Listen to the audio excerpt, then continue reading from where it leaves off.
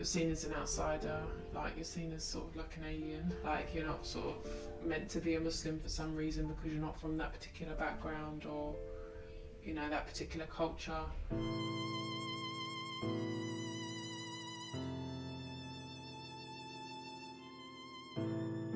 A lot of these women had lost their families because they'd reverted to Islam. A huge amount of rage and antagonistic and arguments in the family. It can be quite lonely being on your own as a mother as well, especially as a revert, because you don't always have the family support that you need.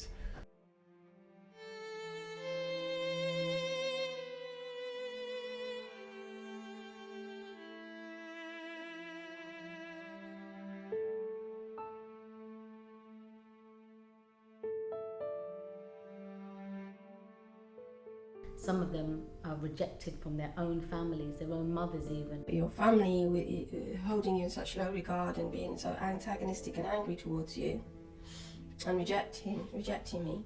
A lot of the times you're alone and you don't have you haven't got a Muslim mum and dad, you haven't got a Muslim aunties, uncles, because it is hard to raise children, especially with a media that's so, you know, so strong as well around you, you know, there's so many influences as well when you're alone. I've seen women that are wanting to turn to prostitution, drugs, alcohol, self-harming, suicidal cases.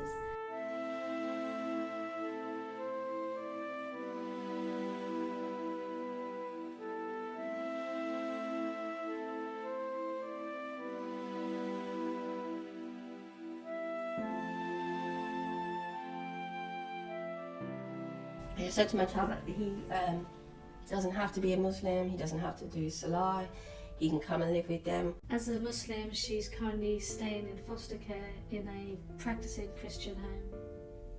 Trying to get social services involved in my case to try and take the child away from me as a one-parent family.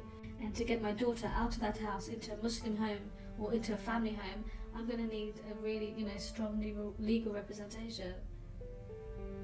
Which, as you know, these things cost a lot of money.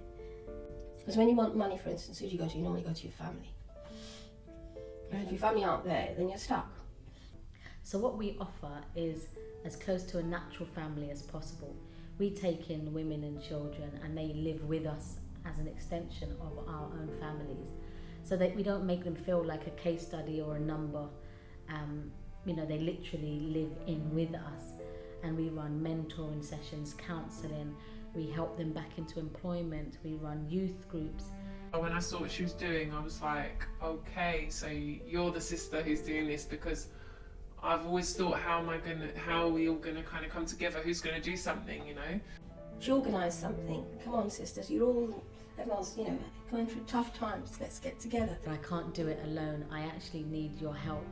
Trying to do something about it as well, so that other sisters don't have to go through those times where they feel left alone and isolated and vulnerable.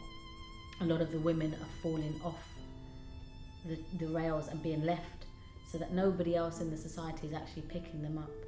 I just think there's a lack of support. Some people slip through the net and go unnoticed, and then unfortunately you'll hear stories, bad stories, and maybe that's because the community weren't there. We weren't there to help people. The surprising thing is so many people, once they become Muslim, they stay Muslim. There are a lot of people who do leave. I'm very sad to hear that people do leave. And often it's because they don't get the support, they don't get the help. And without your support, unfortunately, projects like ours will basically disappear. Support, it's just so crucial.